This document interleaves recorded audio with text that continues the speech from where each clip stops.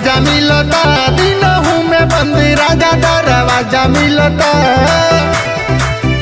ए राजा खुद मजा तारलो हमके सजा मिलता, दिनहू में बंदी राजा दरवाजा मिलता।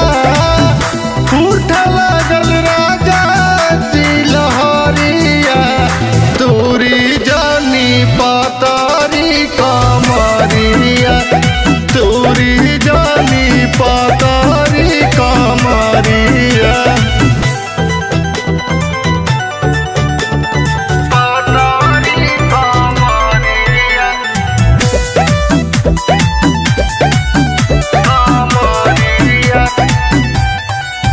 कबो अप डाउन करे लसे जिया पो, खुश भर तहरा नवल जिया पो।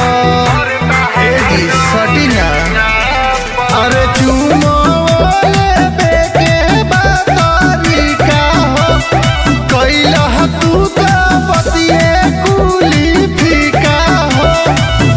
कथे लागल कतारे गतरिया, तूरी जानी पतरी कमरिया, तूरी जानी पतरी कमरिया।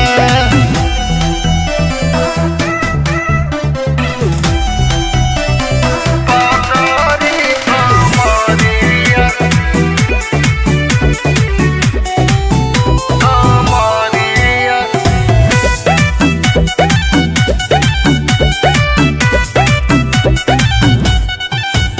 मन होता बेदम पिया दूर रहो, वही निशा में जन तू चूर रहो।